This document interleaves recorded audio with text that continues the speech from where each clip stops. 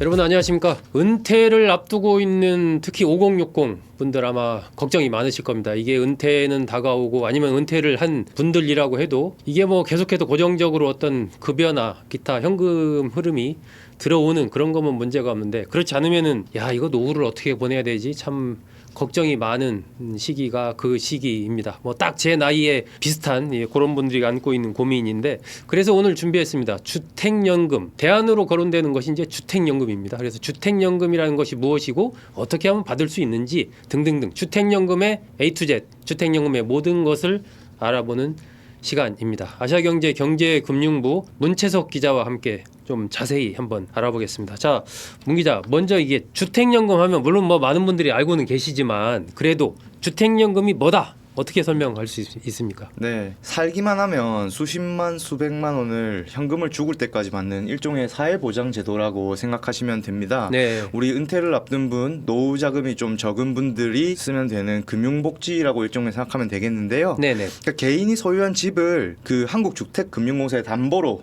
이 제공을 하면 됩니다. 그러면 가입자가 돌아가셔도, 네. 심지어 배우자가 살아 계시면 네. 배우자가 돌아가 계실 때까지 이어받으실 수가 있어요. 네. 이렇게 되면 재테크 수단을 넘어서 은퇴 후까지 평생 누리는 일종의 금융복지라고 이렇게 생각하시면 되겠습니다. 복지라고 생각하면 된다. 네, 그렇습니다. 그러면 뭐 그냥 집에 살고만 있으면 이거 가입할 수가 있는 거예요? 어떤 가입의 조건 같은 게 있을 것 같기도 한데. 네, 물론입니다. 조건이 있는데요. 네. 그 부부 중 한 분께서 만 55세 이상이시고 만 55세가 일단 넘어야 된다. 그렇습니다. 네. 또 공시 가격이라 그러죠. 그게 네. 12억 원 이하 주택 네. 혹은 주거용 오피스텔을 소유한 분이면 됩니다. 이 주금공에 이제 주택금융공사에 집을 담보로 맡겨야 되니까 네. 예, 소유는 해야 되고요. 그 다주택자 분들은 그 소유한 모든 집값이 12억 원 이하면은 가능합니다. 12억 원. 이거 예. 기억하실 숫자입니다. 공시 가격이 12억 원. 다주택자일 경우에도 다 합쳐서 12억 원 이하면 주택연금 제도를 이용할 수 있다. 그러면 뭐 집만 담보로 내놓으면 되는 거예요? 다른 거 뭐 나라에 더 돈을 내야 된다거나 기타 이런 건 없나요? 하다못해 보험 상품만 하더라도 뭐 있지 않겠습니까? 그렇죠. 가입 조건이. 예, 예. 아무래도 집을 담보로 하는 재테크이기 때문에 조건이 있는데 초기 보증료, 그다음에 이제 연 보증료, 네네. 대출 이자를 비롯해서 감정 평가 수수료, 네. 등록 면허세, 소정의 비용은 발생을 합니다. 비용은 뭐 일부 발생은 하지만 그게 엄청나게 큰 돈이라든지 네. 이런 것은 아니고 그 제도를 이용하기 위해서 거쳐야 되는 여러 가지 기본적인 보증료 이런 것들은 발생을 한다. 그렇습니다. 네. 그런데 아까 이제 얘기할 때 문 기자가 공시지가 예, 공시가격. 12억 원, 그렇습니다. 공시가격 12억 원 네. 얘기했잖아요. 네. 그러면 이게 사실은 뭐 평소에 이제 관심 갖고 네네네. 내가 살고 있는 집이 이게 공시가격이 얼마인가 뭐 잘 알고 계시는 분도 있겠지만 네. 대부분은 그냥 시가가 얼마지 여기에 좀 관심이지 네. 공시가격이 얼마인지에 대해서는 정확히 모르는 분도 있단 말이에요. 그렇습니다. 그러면 공시가격 12억 원 이게 어느 정도 수준입니까? 네, 이렇게 설명을 해드려 볼게요. 네. 그 서울에 그 평균 아파트 값보다 조금 많다고 보시면 됩니다. 평균 아파트 값보다 조금 제가 높다. 그래서 예를 한번 찾아봤어요. 네네. 그 서울 부동산 정보 광장이라는 곳의 자료를 보니까 네네. 1월달 지난달이죠. 네. 서울 아파트 평균 거래액이 9억 9,544만 원인데요. 네. 이제 2024년 1년 내내 월간 데이터를 보면은 네. 10억 원, 12억 원대에서 왔다 갔다 했는데 네네. 1월에 조금 내려간 겁니다. 아. 그러니까 평균적으로 서울에 있는 평범한 아파트 가격, 여기서 말하는 아파트는 이제 강남이나 상대적으로 이제 시세가 낮은 그 동네 상관없이 서울 전체 평균을 전체 말씀드리는 평균, 겁니다. 전체 평균. 네. 거기는 보통 10억에서 12억 원 정도 거래가 되니까 네. 그렇게 이 공시 가격 12억 원을 인식하시면 조금 이해하는 데 도움이 될 것 같습니다. 그렇군요. 그래도 어쨌든 이제 예를 들면 저 같은 경우도 딱 이제 지금 문 기자 설명을 들었을 때 대략 그 정도 수준이구나. 수준의 어떤 짐작은 되는데 네. 구체적으로 이제 그러면 내가 살고 있는 집을 만약에 주택연금을 이용하고 싶어서 한번 정확하게 공시가격이 얼마인지 알고 싶다. 네. 그러면 어떻게 해야 돼요? 네, 이게 참 궁금해하시는 분들이 많을 것 같아요. 네. 그 가장 편한 게 그 국토교통부가 운영하는 부동산 공시 가격 알림이라는 그 홈페이지가 있습니다. 부동산 공시 가격 알림이. 그렇습니다. 아하. 거길 들어가 보면은 네. 이제 면적별 아파트 공시 가격을 보면 되는데 네. 홈페이지를 딱 켜지 않습니까? 네, 네. 그러니까 연말정산할 때 생각하시면 됩니다. 딱 켜면 네.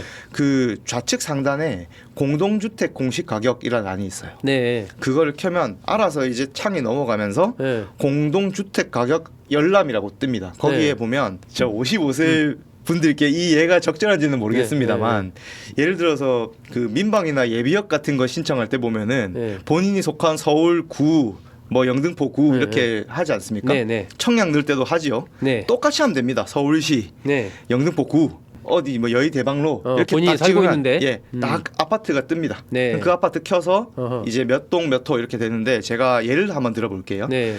그 서울시 영등포구에 그 여의 대방로가 굉장히 크거든요. 네, 네. 신길동부터 쭉 큰데 음. 그 보람의 경남 아너스빌이라는 아파트가 있어요. 네, 네. 이 아파트 보람의 이름이죠. 병원, 보람의 병원 올라가는 길에 있는 아파트인데요. 네. 그 아파트를 부동산 공시가격 알림이에 들어가서 안내대로 이제 하면 네. 네.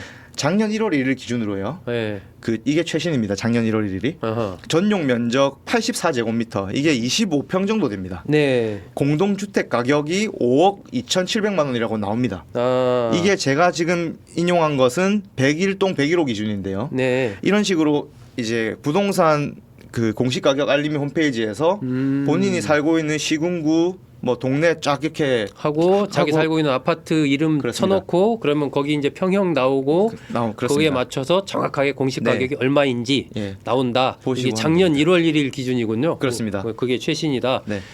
지금 문 기자가 안내해드린 대로 한번 해보시면 여러분 지금 사시고 계신 집의 공시 가격이 얼마인지 정확히 아실 수가 있을 것 같습니다. 자, 그렇다면 이제 주택연금 같은 경우에 뭐 신청을 하고 했을 때 매달 그럼 정확한 그 정해진 금액이 매달 나오나요? 아닙니다. 이게 꼭 그렇다고만은 할 수는 없고요. 네. 그러니까 본인이 정한 방식에 따라서 쉽게 말해 매달 똑같은 돈을 받을 것인지 어허. 구간별로 많이 받고 적게 받고 할 수 있을지 선택할 수 있어요. 본인이. 예, 크게 종신 방식과 확정 기간 혼합 방식으로 나뉘는데요. 네. 좀 어렵죠. 제가 네. 설명을 드려볼게요. 네네. 흔히 생각하는 방식은 종신 방식입니다. 여기서 정액형이라는 것이 있는데 네. 말 그대로 이제 죽을 때까지 사망하실 때까지 매달 같은 돈을 받는 겁니다. 아하. 월급 받듯이, 네, 연금 네, 받듯이. 네, 네. 말 그대로 주택연금이잖아요. 네. 담보로 나라 이제 주택금융공사에 담보로 잡은 제 집에서 그걸 담보로 연금을 받는 것이니까요. 네, 네. 그런데 초기 증액형이라고 해서요. 그 가입 초에 3년, 5년, 7년, 10년 구간을 본인이 설정하셔서 55세에 가입하셨으면 뭐 50대에서 60대 중후반 정도 되시겠죠. 그 시기에는 정액형보다 조금 더 많이 받고 네. 이후에는 적게 받는 초기 증액형이라는 게 있어요. 이게 있고 반대로 60대, 70대 가입 초에는 정액형보다 좀 덜 받고 네. 요즘 수명도 이제 100세 시대라고 하지 않습니까? 네, 네. 이렇게 되니까 더 노후에 이제 수령액을 늘리고 싶으면 이제 3년마다 4.5%씩 늘리는 그 정기 증가형 오히려 그건 뒤로 갈수록 증가하는. 그렇습니다. 이렇게 하고 이제 앞에서 그 말씀드린 종신 방식 외에 그 확정 기간 혼합 방식이 있는데요. 네. 이 방식은 가입 연령에 따라서 10년, 15년, 20년, 네. 25년, 30년 이렇게 어허. 선택한 일정 기간 동안 매달 같은 돈을 받고 이제 평생 이제 그 집에서 이제 사시면 되는 겁니다. 그러니까 매달 또박또박 똑같은 돈을 받을 거냐, 아니면 초반에 좀 많이 받고 후반으로 갈수록 좀 적게 받는 것을 선택할 거냐, 아니면 반대로 초반에 적게 받고 후반에 많이 받는 것을 선택할 거냐. 네. 여러 가지 선택이 있고 그 결정은 본인이 하면 된다. 그렇습니다. 그 얘기네요. 네.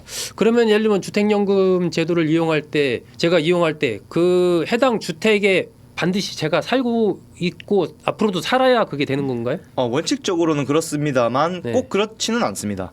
그러니까 가입 주택에 사는 것이 원칙이긴 한데요. 네. 왜냐하면 주택금융공사 입장에서는 집을 담보로 한 돈을 주는 거니까. 고객에게 연금을 지급해야 되는 거니까 당연히 그게 기본 원칙입니다만 네. 예외를 인정해 준답니다. 예외. 어떤 예외가 있느냐? 네. 일단 병원 또는 요양소 등에 입원하신 분들, 그래서 예. 집에 살다가 이제 예, 그렇죠. 입원을 해야 될 경우가 있으니까. 예, 자녀 등을 봉양하려고 이제 다른 주택에 장기 체류하는 경우, 혹은 자녀가 이제 부모님을 봉양하기 편하게끔 자녀 집에 산다든지 이런 경우도 있고요. 네. 이럴 때는 예외로 봐준다고 합니다. 그리고 그 노인 주거 복지 시설, 네. 뭐 실버타운 이런 곳에 이주하시는 분들, 그다음에 격리나 수용 등으로 이제 관공서 명령으로 부득이하게 잠시 가입한 집에서 못 산다든지 이런 일은 감옥 가는 경우 이런 거. 네. 정말 예외적인 건데 아. 그것까지도 어느 정도 주금공에서 인정을 해준다는 거겠죠. 주금공에서 주택금융공사에서 우리 연금 받는 분의 특별한 사정을 네. 인정해주는 경우가 있습니다. 다만 기본 원칙은 담보로 내놓은 집에서 사시라. 예, 기본 이런 원칙은 겁니다. 사는 건데 예외도 있다. 그렇습니다. 그러면 뭐 그 집을 뭐 전세를 주거나 뭐 월세를 주거나 뭐 네. 반전세를 주거나 어쨌든 그 주택연금 받고 있는 그 해당 주택을 그렇게 이용할 수도 있나요? 저는 그게 안 될 줄 알았습니다. 네. 담보로 내놓은 집을 매매를 뭐 자의적으로 할 수가 있을까? 이 나라에서 하는 건데 생각하시는 분들 많으실 겁니다. 네. 그런데 된답니다. 전세나 월세 그렇습니다. 어떤 거냐면 네. 주금공이 네. 주택금융공사가 네. 작년부터 네. 우리 실버타운으로 이주한 가입자분들께도 주택연금을 지급한다고 발표를 했어요. 네. 그러니까 주금공의 사전 승인을 받아야겠죠. 이제 받고 실버타운으로 옮긴 뒤에 기존 주택에 이제 세입자를 받으면 임대소득을 합법적으로 벌 수 있다는 겁니다. 그 집주인이 그렇습니다. 그렇다면 집주인 입장에서는 주택연금도 받으면서 네. 좀 이제 여유가 있을 때 네. 실버타운에서 살고 그렇죠. 기존에 살던 주택은 전세나 월세를 줘서 거기서 또 전세나 월세를 받고 그렇게도 가능하다. 가능하죠. 예. 그렇군요. 조금 뭐 일반적으로 그냥 꼭 살고 있어야 될 것 같은데 꼭 그렇지만은 네. 않군요. 저도 그렇게 생각했는데 그렇더라고요. 네. 그렇군요. 주택연금은 어쨌든 여러 가지로 이 노후 자금이 필요하신 분들 입장에서는 굉장히 중요한 수단일 것으로 생각이 되는데 재테크 수단이라고 보기는 좀 재테크 수단 같기도 하고 아닌 것 같기도 하고 약간 그러네요. 네, 이게 참 수익률. 네. 예를 들어서 뭐 투자 대비 뭐 가성비, 네. 만기 기한 네. 이런 개념이 좀 아니기 때문에 재테크로 이걸 볼 수 있는가? 라고 생각할 수도 있는데요. 네. 이렇게 생각하시면 될 것 같아요. 이 말 그대로 연금이지 않습니까? 네, 내 네. 집을 담보로 받는 연금. 네. 그렇기 때문에 이 집을 가지고 눈덩이처럼 레버리지를 달아서 뭐 돈을 굴리고 부자 될 거야. 그런 상품으로 보긴 어렵습니다. 네. 다만 요즘 같은 불경기 장기화 시대에 이 목돈이 나가는 연금 상품이라든지 예적금 같은 것을 이게 들게끔 이제 종잣돈을 당장 마련하기 힘든 이제 분들이 계시지 않겠습니까? 네네. 그분들이 매달 안정적으로 연금을 받는다. 그러니까 이제 개념적으로는 예적금 받듯 이제 그 통장 저금하듯이 이렇게 나라에서 집 하나 담보로 안정적으로 받는다. 네. 그런 관점에서 보면 어느 정도 재테크 기능을 한다고 볼 수 있겠고, 네. 즉 이게 큰 돈 굴리고 싶은 은퇴하신 분들보다는 당장 종잣돈이 없어도 안전하게 보내시고 싶은 분들께 딱 적합한 그런 그렇죠. 재테크 상품이라고 엄연히 말씀을 드릴 수 있을 것 같아요. 재테크 예. 상품이라기보다는 재테크 방법 수단으로 그렇죠. 수단이죠. 인식할 수 있겠습니다. 그렇습니다. 어쨌든 뭐 꼬박꼬박 그 일정한 돈을 받을 수 있는 그러한 이제 수단이 되는 거니까 사실은 은퇴하신 분들 아니면 은퇴를 준비하고 계신 분들 입장에서는 고정적인 수입이라는 게 무엇보다 중요하니까 네. 그런 측면에서 본다면 주택연금이 아주 유용한 수단이 될 수가 있겠습니다. 그러면 일단 이제 가입을 했다가 네. 어떤 사정에 의해서 중도 해지해야 되는 그런 사정이 생길 수도 있고 아니면 주택을 뭐 그렇죠. 팔아야 되는 일이 여러 가지 네. 경우의 수가 있잖아요. 이거 중도 해지할 수가 있나요? 하면 또 어떻게 되는 거예요? 네, 이러니까 이게 참 저도 요즘 부동산이 어렵다, 시장이 안 좋다고 하니 네네. 주택연금 이거를 영상을 찍는 게 맞는 건가 생각도 해봤어요. 네. 그런데 알아보니 최근에 또 다시 주택연금 바람이 불고 있다고 합니다. 이게 뭐냐면 아까 말씀드린 반대로 부동산 시장이 다시 주춤하기 때문에 오히려 집을 그렇게 막 큰 집이 아니더라도 네. 주택금융공사에 담보만 내주고 살기만 하면 네. 평생 이 집에서 연금을 받을 수 있으니까 오히려 이렇게 불경기의 시세가 안 좋을 때 이 사람들이 이 주택연금을 선호를 한다고 하더라고요. 예. 이걸 자료를 보면 알 수 있는데 네. 주택금융공사가 내놓은 자료를 보면요. 네. 작년 12월에 신규 가입 건수가 네. 그 직전 달인 11월보다 18%가 늘어난 1,507건이었다고 해요. 18%면 많이 늘었네요. 한 달에 18%가 그렇죠. 는 거니까요. 이거는 상당히 는 거죠. 어떻게 보면 부동산 시장이 그만큼 안 좋아서 안전자산 선호하듯이 네. 안전한 집에서 이제 노후 자금도 별로 없겠다. 일단은 담보로 내놓고 연금으로 살아야겠구나 하시는 은퇴 이 고객분들이 많다고도 해석할 수 있는 대목 같습니다. 그렇죠. 제가 이제 그래서 자료를 보다가 이 주택연금 누적 가입자 수가 나와 있는 이 아시아경제 그래픽을 하나 발견해서 그걸 가져왔습니다. 여기 보시면 요게 이제 늘어나는 흐름이거든요. 2007년에 515건밖에 안 됐어요. 누적 가입자 수가. 그러다가 2017년에 49,815건 하다가 2022년 5년 만에 10만으로 늘더니 2년 만에 13만 3천 건. 이게 작년 지금 10월 통계입니다. 지금 문채석 기자 설명대로라면 요게 지금 아마 거의 13만 후반대까지 갔을 것 같거든요. 이게 점점 어쨌든 이 주택연금에 대한 관심이 커지면서 가입자가 많이 늘어나고 있다라고 이제 봐야 되겠죠. 자, 문 기자 보기에 이게 뭐 주택연금 아까 장점도 여러 가지 얘기하시고 했는데 다른 일반적인 뭐 재테크, 주식 투자라든지 기타 뭐 예적금 등등보다 그런 거와 비교해서 봤을 때 좀 이 주택연금의 뭐 최대 장점이라고 할까? 저는 이렇게 생각합니다. 그 요즘 투자자분들이 뭐 주리니 코리니 이야기를 많이 하는데요. 네. 이분들이 절대로 수익률만 보질 않아요. 내가 얼마나 이 그 포트폴리오에 관리하는 시간, 뭐 스트레스 그런 것들까지도 다 고려를 하는 것이죠. 뭐 예를 들어 비트코인이나 이제 가상 자산 같은 경우는 24시간 주말 밤낮 없이 매매가 되기 때문에 그만큼 시간을 들여야지 손실폭을 줄이거나 상승폭을 늘릴 수가 있으니까요. 재테크 수단은 주택연금은 어떤 그런 시간이나 이런 걸 다 포함했을 때 종잣돈이 많이 없는 분도 안심하고 일단은 그 연금을 받을 수 있다는 점이 가장 큰 장점 같아요. 아, 집만 있으면. 그렇습니다.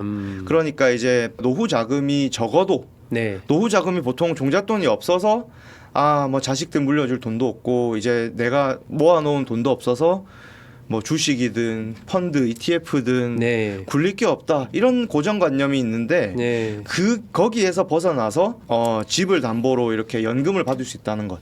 그리고 시세표를 보면서 이렇게 그 가상자산 보듯이 혹은 주식 시세 보듯이 하지 않고 크게 품들이지 않고 안정적으로 일정한 그 금액의 돈을 수령하면서 살 수 있다는 것. 그러니까 일반적인 상품과의 차이 중에 또 큰 것 중에 하나가요. 집은 보장된다는 겁니다. 돈만 버는 게 아니라 살고 있는 집은 보장되는데 거기서 연금을 받는 거지 않습니까? 그렇죠. 이렇게 되다 보니 어떤 복지 사회보장제도 같은 성격도 있다는 거고요. 이래서 이 주택연금이 좋은 재테크 상품이냐라고 하면 어디 가서 그렇다고 말하기는 힘들 것 같아요. 그런데 사용하시는 분의 성향에 따라서 상황에 따라서 쓸만한 재테크 수단이냐 그러면 이 영상을 찍을 만큼 충분히 추천할 만한 가치가 있는 그런 수단이라고 이렇게 정리를 할 수 있겠습니다. 그렇죠. 안정적이고 그렇습니다. 스트레스도 덜 받고 그리고 좀 더 어쨌든 이 영상 보신 분들 이 주택연금에 대해서 얘기는 많이 듣고 뭐 한다더라 뭐 이런저런 할 텐데 생각은 했지만 뭐 막상 지금 뭐 굳이 들어야 돼 뭐 이런 생각 하시는 분도 계실 거고요. 영상 보시면서 한번 좀 관심을 가져보는 분 분명 계실 것 같습니다. 좀 더 자세한 내용이나 그런 거 알고 싶으시면 아마 주택금융공사 홈페이지라든지 들어가 보시면 더 좀 자세히 알 수 있지 않을까 하는 생각이 듭니다. 오늘 이번 시간에는 특히 은퇴를 전후한 시기에 관심이 상당히 커진 이 주택연금 어떻게 봐야 되는지 주택연금의 모든 것 아시아경제 경제금융부 문채석 기자와 함께 알아봤습니다. 여러분 잘 들어주셔서 고맙습니다.